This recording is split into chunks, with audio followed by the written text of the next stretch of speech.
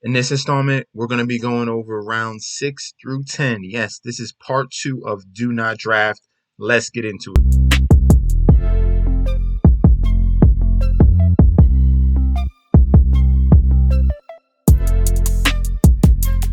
Hey, yo! Welcome back to the channel. It's your boy Chef D, and I'm here to give you the winning ingredients for part 2 of our Do Not Draft series between round 6 through 10. Guys, you need to void in those specific rounds. Before I deep dive into that, don't forget to like, comment, and subscribe to the channel. Make sure you follow me on Instagram and Twitter at MetsNetsJetsD. Don't forget about the TikTok as well as Chef_D91. And don't forget about the Patreon if you want more DFS betting and fantasy football advice. We'll be posting up new articles on there for rankings. So guys, you guys got to get started, get signed up. All right. All the links will be provided down below. For round 6, the guy you need to be avoiding will be Josh Jacobs, RB12 last year. His current ADP is 73. So in that late 6th round, he's on different sites. It fluctuates, but usually Josh Jacobs goes in round 6. All right. And you need to fade him this year, right? I get it. Last year, all 3 years, he's been pretty consistent. Doesn't really kill your lineups. Super consistent. 14 fantasy points, 15 fantasy points, and 15.1. 2 out of the 3 years, he went over 1,000 yards rushing. The thing that saved him in 2021 was his increase in receptions, all right? We saw 348 yards receiving, career high, and 54 receptions, career high as well. But we have a new regime in the Las Vegas Raiders. Josh McDaniels has come over, and he gets his second opportunity as head coach. And with Josh McDaniel comes that Patriots mentality. That's going to be running back by committee. Let's look how crowded this running back room is for the Las Vegas Raiders. Josh Jacobs, Zamir White, who they just drafted, Brandon Bolden, who's formerly from the Patriots. He plays all types of roles. He can catch, he can run well. Kenyon Drake, who they like as well. Amir Abdullah, who's now supposed to be playing the James White role. Everyone else behind there is not really a factor, but you have literally 5 guys that are going to be seeing touches, most likely. You got Josh Jacobs, Zamir White, Brandon Bolden, Kenyon Drake, and Amir Abdullah. You do not want to have anything in this running back room, all right? We have a high-powered offense. Look at the wide receiver room here. We got Devonta Adams, we got Hunter Renfrow, and don't forget about the tight end. We have Darren Waller. So this is going to be a pass-first offense, as you can see with Josh McDaniels and Derek Carr being super efficient now. Almost had 5,000 yards last year, and now they're going to be moving over to a more pass-first offense here under Josh McDaniel. A crowded running back room, and if we look how efficient Josh Jacobs was, it wasn't good at all last year, right? Josh Jacobs needs volume to produce, and he's not going to see it this year. True yards per carry last year was 3.8, 4 yards per carry. That's 54th out of all running backs. Horrible. Yards per touch, 4.5. That is 37 in efficiency out of all running backs. That is horrible. So Josh Jacobs is going to be someone you do not draft this year. He needs volume, and under Josh McDaniels, he's not going to get it. He's in his last year of his contract, and they're going to ship him out next year. They have guys behind him like Zamir White, like Kenyon Drake, like Brandon Bolden, and Amir Abdullah are all going to be factors in this running back room, all right? For round 7, the guy you need to avoid will be Adam Thielen. And yes, I did have a video of veterans to target about a couple months ago. I did put Adam Thielen on that video, but coming to a realization here, things change, okay? Things change, opportunity change, and this is a veteran who's getting older and older, and we're looking at a specific type of efficiency here that is just not sustainable. Current ADP right now is 67.8. He was wide receiver 28 last year. Adam Thielen, I think you need to skip him this year, especially the guys that are going to be around him, similar to Christian Kirk, DeAndre Hopkins, Brennan Ayuk, Drake London. All those guys have more upside than an aging Adam Thielen, and he has guys right behind him that are coming for his number 2 spot, aka KJ Osborne, who we saw last year, who came in for Adam Thielen. It was super impressive. The main reason why we're going to avoid Adam Thielen this year is that touchdown efficiency, okay? As you can see, in 2020, he had 14 touchdowns, all right? If we look at that at the percentage, it was insane. He's right there, 73.91 completion percentage in the red zone. 13 of his touchdowns were in the red zone. That's a 33% target rate. It was higher than Justin Jefferson, all right, in 2020. Things flipped over in 2021, where he only had, as you can see, 86.67 completion percentage, 9 touchdowns in 2021, and only 17% target share. As you can see, we saw the rise of they had the tight end position in Tyler Conklin. He's gone, but Irv Smith is here. And Justin Jefferson is clear cut one of the best wide receivers in the league. And as you can see, he's at the top at 29.89. All right. That 33% is gone, and it has dropped all the way down to 17%. This offense is going to be more pass aggressive, and they're going to utilize all their weapons. All right. They got Justin Jefferson, Irv Smith, KJ Osborne. They still have Dalvin Cook coming out the backfield, Alexander Madison. All these guys are going to be going for that red zone usage, all right? And I see an aging Adam Thielen not getting lucky as he did the past 2 seasons, all right? In previous years, other than 2019, 2018, and 2017, we were banking on his receiving yards, all right? He wasn't really that much of a touchdown getter. As you can see, 1,373 yards in 2018, 1,276 yards in 2017. He only had 13 touchdowns in that 2-year period. Then for the past 2 years, he explodes, all right?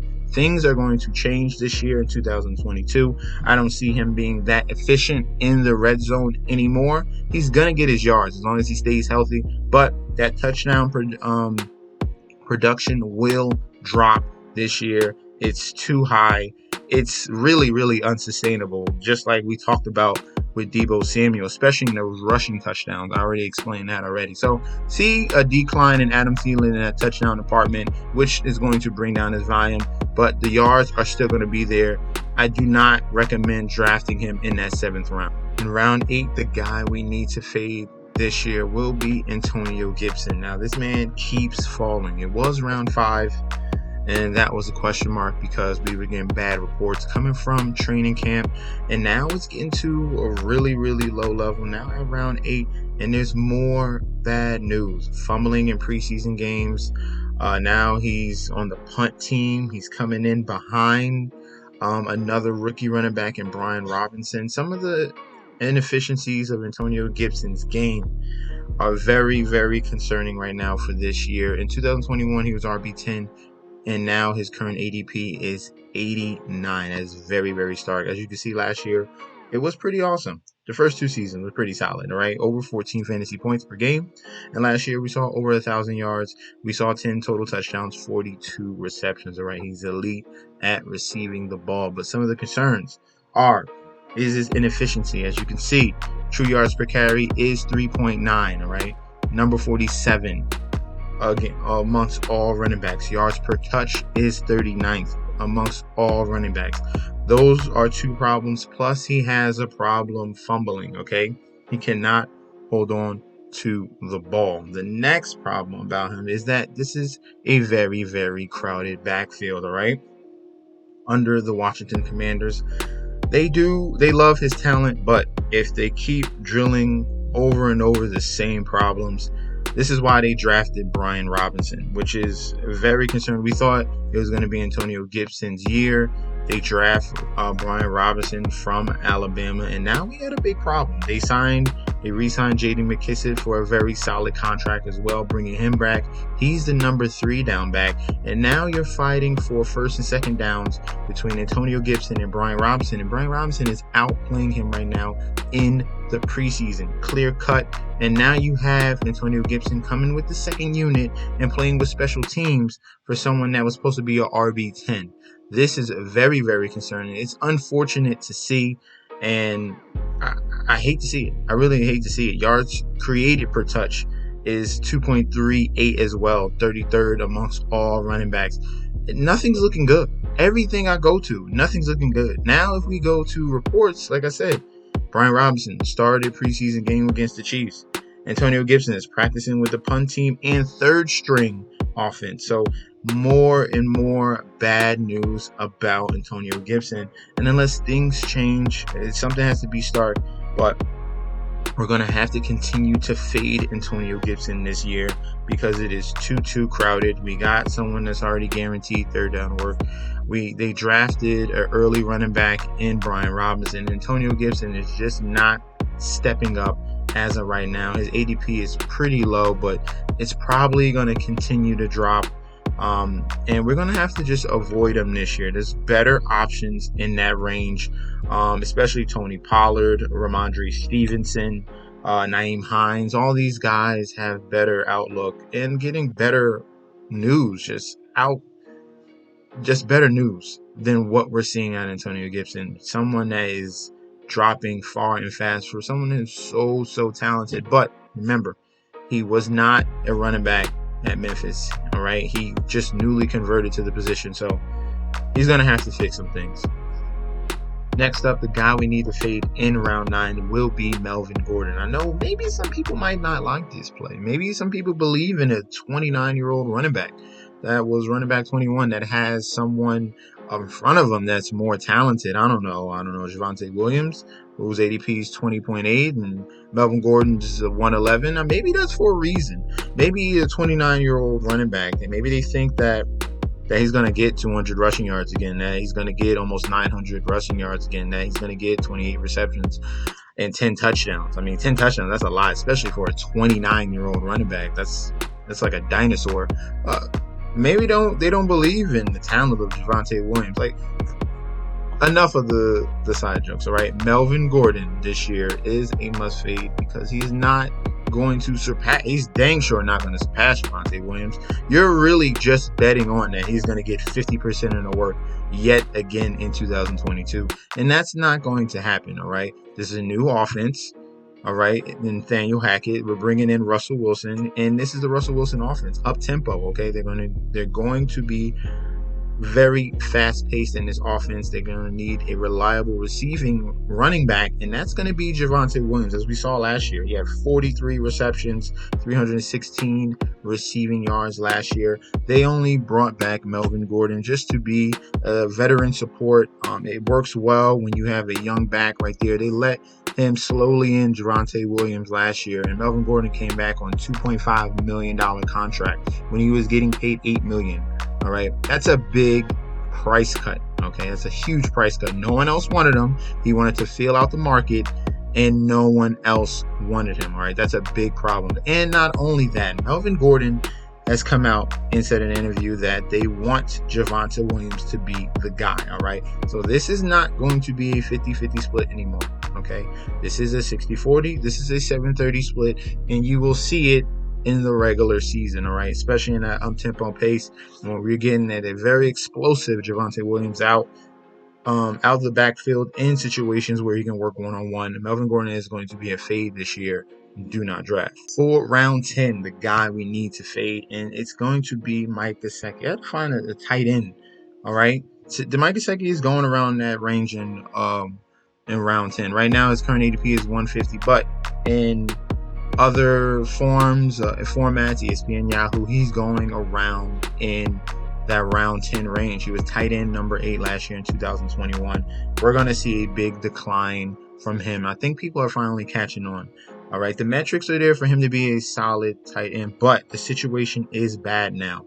All right, last year, the reason why we love Mike Gesicki was because of his slot snaps. He was basically a slot wide receiver as a tight end. All right, that's where they utilized him. He saw 412 slot snaps, number 1. All right, out of all tight ends, he was mainly in that slot role, getting easy out routes, easy passes to him from Tua Tagovailoa. Now this is a total different situation. We're seeing the fact that they brought over Tyreek Hill. Tyreek Hill is going to be utilized in that slot role as well, trying to get him in motion, get him in some easy catch areas. And Mike Gesicki is now not the focal point, and he's an in-line tight end, all right? That means he's going to be blocking more, similar to a range of a George Kittle, but George Kittle's way better than Mike Gesicki, right? This is not what we see from Mike Gesicki where he's going to excel out. He's going to struggle. He needs to block at a very high rate, And then if the play doesn't progress, that's when he probably is going to release and be able to get a reception in. But this is nowhere near the type of upside what we saw last year when he was basically a wide receiver. Now he's an inline tight end, and he is now less of a focal point of the offense. And that's obvious. We expect it. You got Tyreek Hill. You got Jalen Waddle now. You brought over Chase Edmonds, who's another threat out of the backfield. Mike Gesicki is going to fall behind. So his current ADP should continue to drop. Do not get him in that 10th round. Definitely choose someone other than him. Zach Ertz, Dallas Goedert, Cole Kmet, Pat Fryermuth, anyone in that range other than Mike Gesicki, let him fall this year. Thank you guys for tuning in. That was the breakdown of round 6 all the way to round 10. Guys, before you leave, don't forget to like, comment, and subscribe to the channel. Make sure you follow me on Instagram and Twitter at MessNetsJetsD. And also, if you did not see part 1, go ahead and go to that video right now. That link will be down below, so you get the whole round 1 all the way to round 10. And you'll be super surprised who my round 2 fade is. Peace out.